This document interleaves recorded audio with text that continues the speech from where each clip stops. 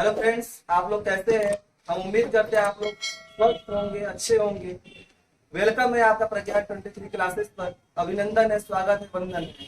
आज हम हिंदी पढ़ेंगे, भाषा, लिपि और व्याकरण के बारे में।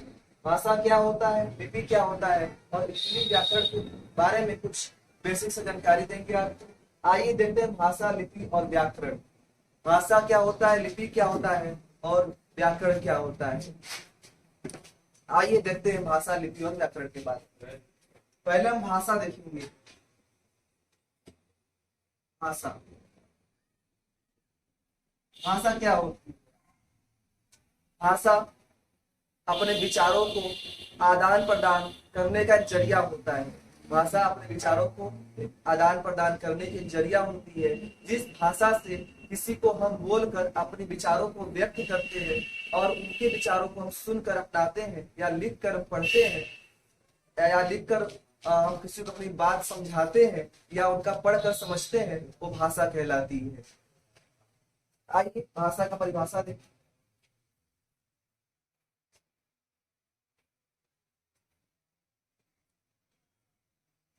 अपने विचारों को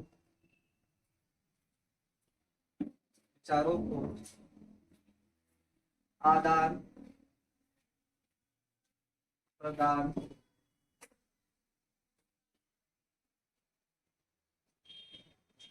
करने का एक साधन है भाषा। अपने विचारों को आदान प्रदान करने का एक साधन है भाषा।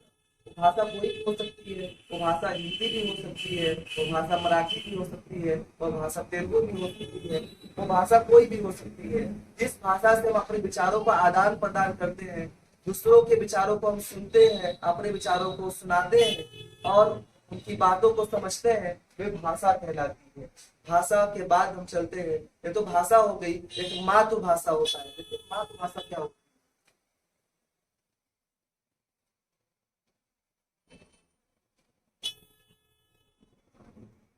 मातृभाषा, मातृभाषा क्या होती है? जब बालक अपने परिवार से, अपने माता पिता से कोई भाषा सीखता है और उस भाषा को वो समझता है, वह जानता है, उस भाषा में जो है बातचीत करना जानता है, उस भाषा में कुछ समझने की कोशिश करता है, तो उसकी मातृभाषा कहलाती है। वो बालक जो है अपने परिवार के सदस्यों से, अपने आसपास से, अपने पड़ोस से जो भाषा को ग्रहण करता है, वो उसकी शुरुआती भाषा होती है। और शुरुआती भाषा जो अपने पेरेंट्स से, अपने माता पिता से पाया गया बालक सीखता है, वो मातृभाषा होता है। आइए मातृभाषा की कुछ परिभाषा भी देखते हैं। बालक जब अपने परिवार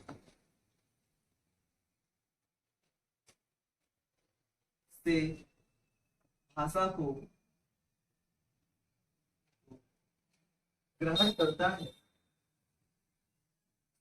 ग्रहण करता है, तो वह भाषा उसकी मातृभाषा कहलाती है।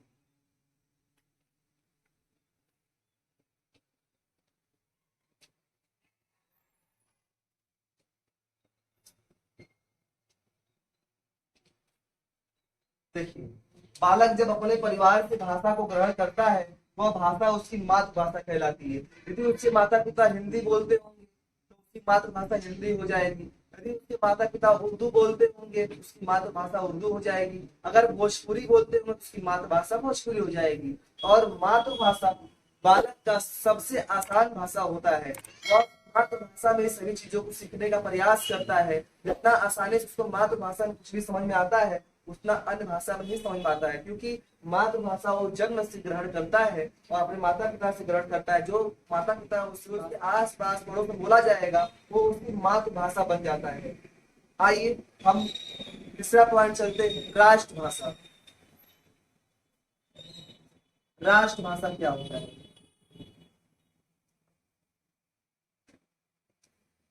राष्ट्रभाषा, राष्ट्रभाषा हमारा किसी भी देश का जो संविधान जिस भाषा को मान्यता देता है वह वहाँ का राष्ट्रभाषा कहलाता है। हमारा भारत का संविधान जिस भी भाषा को मान्यता देता है वह राष्ट्रभाषा कहलाता है। हमारे भारत का संविधान जो है कुल 22 भाषाओं को मान्यता देता है और 22 भाषाएं जो है राष्ट्रभाषा के रूप में स्वीकार की जाती हैं। कोई एक विशेष भाषा जो है हमारे भारत का राष्ट्रभाषा नहीं है। हमारा भारतीय संविधान कुल 22 भाषाओं को हिंदी के साथ साथ मान्यता दिया हुआ है। आइए इस पर हम देखते हैं। किसी भी देश का संविधान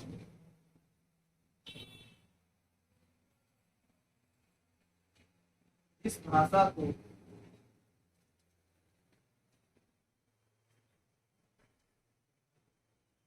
मान्यता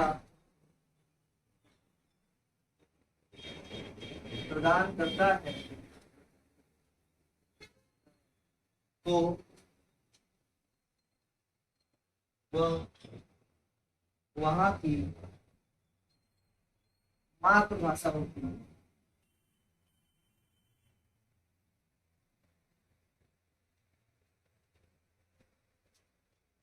किसी भी देश का संविधान जिस भाषा को मान्यता प्रदान करता है वह भाषा वहाँ की यहाँ राष्ट्रभाषा होगा, वह वहाँ की राष्ट्रभाषा होती है। वह वहाँ की राष्ट्रभाषा होती है। किसी भी देश का संविधान जिस भाषा को मान्यता प्रदान करता है तो वहाँ की राष्ट्रभाषा होती है। आइए भारत की बात कर लेते हैं। तो भारत का संविधान कुल भाषाओं को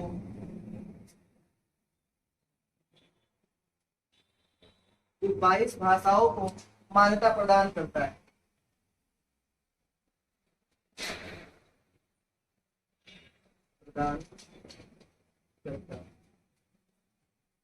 हमारा भारतीय संविधान कुल 22 भाषाओं को मान्यता प्रदान करता है। हमारे यहाँ कुल 22 भाषाओं को हमारे संविधान में मान्यता दे रखा है। उसमें हिंदी भी शामिल है, उसमें मराठी भी शामिल है, उसमें मलयालम भी शामिल है, उसमें आपका अंग्रेजी भी शामिल है, उर्दू भी शामिल है। इस तरह कुल 22 भाषाएं हैं जिसको हमारा भारत का संविधान ने जो है मान्यता दिया है। यदि आपसे कोई पूछे भारत का राष्ट्रीय भाषा कौन सा है तो भारत का राष्ट्रीय भाषा कोई भी नहीं है। भारत का राष्ट्रीय भाषा मुख्य रूप से कोई भी नहीं है। कुल 22 भाषाओं को हमारा संविधान मान्यता देता है।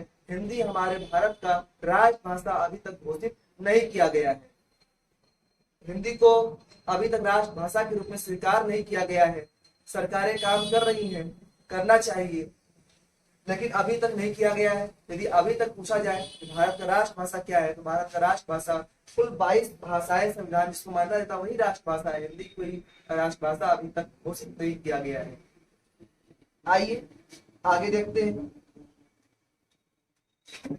भारतीय संविधान द्वारा मान्यता प्राप्त कुल 22 भाषाओं का नाम। यहाँ पे कुल 22 भाषाओं का नाम बता रहे हैं हम, जो भारत का संविधान, जो भारत का देश का संविधान में मान्यता दिया है। कुल 22 भाषाओं को मान्यता दिया है। आइए बारी बारी से उनके बारे में हम जान लेते हैं। हिंदी, पहला है हिंदी। हिंदी जो है पूरे भारतवर्ष में अधिकांश क्षेत्रों में हिंदी बोला जाता है, या तो हिंदी से निकली भाषाएं बोली जाती हैं, लेकिन भारत में अधिकांश रूप से हिंदी को स्वीकार किया जाता है, या हिंदी से ही निकली गई कुछ उपभाषाएं होती हैं उनको माना जाता है। दूसरा असमी है, जो असम के क्षेत्रों में बोला जाता है। उर्दू, हमारे उत्तर प्रदेश के लखनऊ शहर में जो है उर्दू का बोल ज्यादा है, और उत्तर प्रदेश में उर्दू भी प्रचलन हिंदी के साथ। कश्मीरी, कश्मीर के क्षेत्रों में बोला जाता है। कोंकणी, गोवा और महाराष्ट्र के भाग में बोला जाता है। कन्नड़, 6वां भाषा कन्नड़ है। 7वां मैथिली है जो मिथिला में बोला जाता है। 8वां मलयालम है। 9वां मराठी है जो महाराष्ट्र के क्षेत्रों में आपको मिल जाएगा आसानी से। मराठी जो है महाराष्ट्र के क्षेत्रों में आसानी से मिल जाएगा। नेपाली, नेपाल में।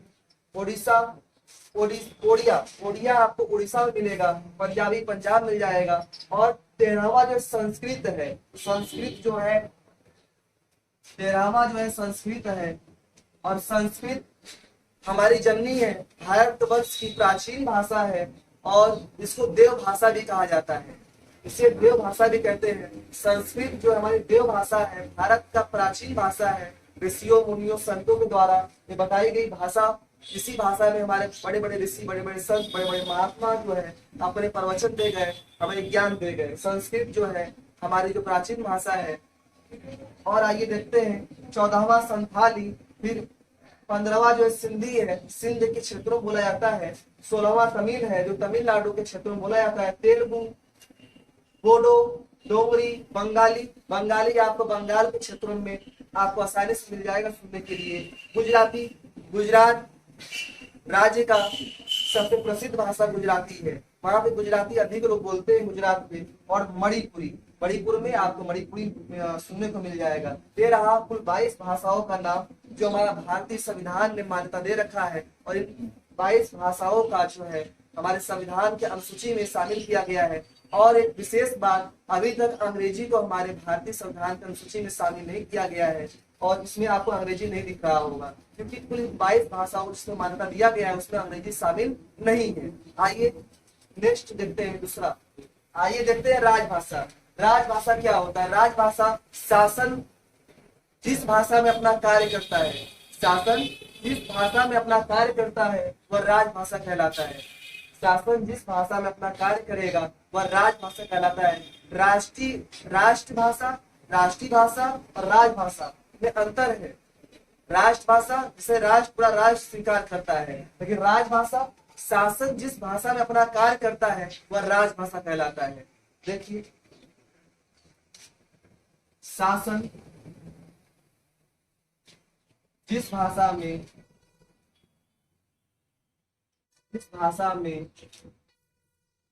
अपना कामकाज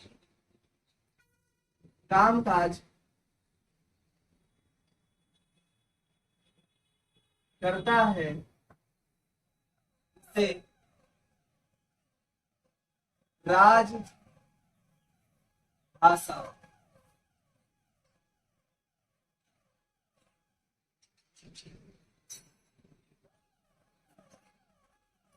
शासन जिस भाषा में अपना काम काज करता है उसे राजभाषा कहते हैं। शासन जिस भाषा में अपना काम काज करता है उसे राजभाषा कहते हैं। वह राजभाषा होता है जिसमें हमारा शासन काम काज करता है। और राजभाषा हमारा हिंदी है। राजभाषा जो है हमारा हिंदी है। राजभाषा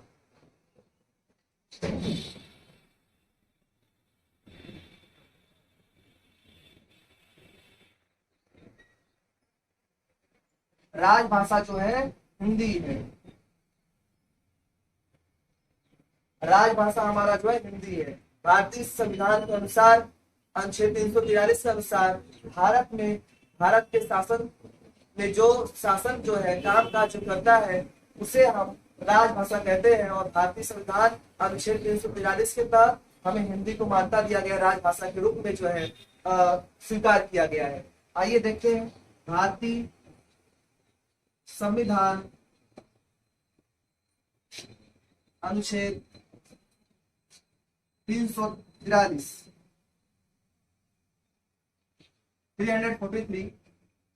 343 के अनुसार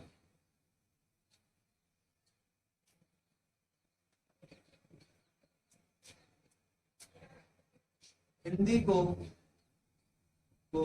राजभाषा के रूप में स्वीकार किया गया है।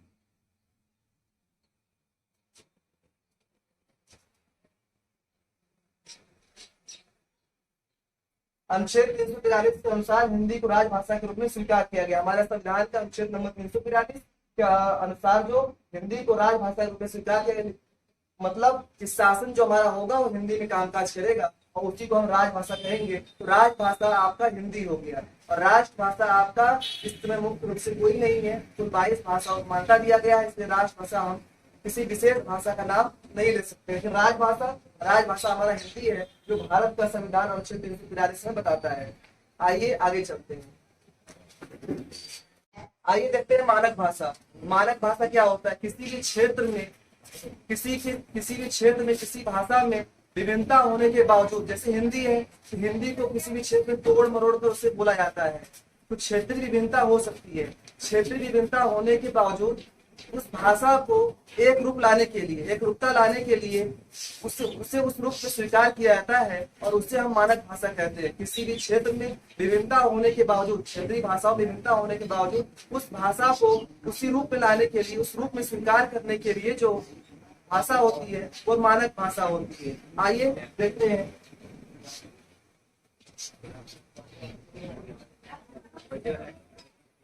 भाषा में क्षेत्रीय विभिन्नता होने के कारण उस भाषा को रूप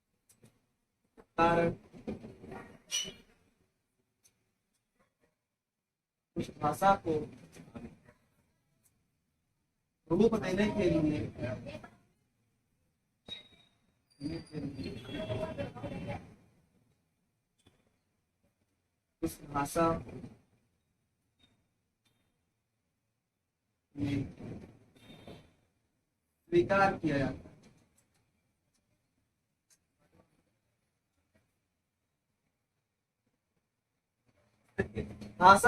भाषा में क्षेत्रीय विभिन्नता होने के कारण उस भाषा को रूप देने के लिए उस भाषा को स्वीकार किया जाता है। जैसे हिंदी है तो हिंदी में क्षेत्रीय विभिन्नता हो सकता है, और जब क्षेत्रीय विभिन्नता होगा तो उसे क्षेत्रीय विभिन्नता के कारण जो है उस भाषा को हम स्वीकार कर लेंगे। जैसे साहित्य रचना होता है तो ब्रज भाषा अलग होता है, ठीक, तो उसमें ब्रज का भाषा जो है हिंदी ही है, लेकिन वो ब्रज में चलता है, तो उस भाषा को हम हिंदी में स्वीकार कर लेते हैं और वही मानक भाषा होती है। मानक भाषा बड़े बड़े ऋषि, बड़े बड़े मुनियों, संत, महात्माओं, कवियों के द्वारा स्वीकार किया जाता है और उसको हिंदी में मानक भाषा के रूप में हम जानते हैं। आज यहाँ तक ही, कल आपको इसके आगे बताएंगे पार्ट सेकेंड में। धन्यवाद सभी का देखने के लिए। हमारे YouTube चैनल प्रज्ञान क्लासेस पर आपका अभिनंदन है, वंदन है, सभी को धन्यवाद।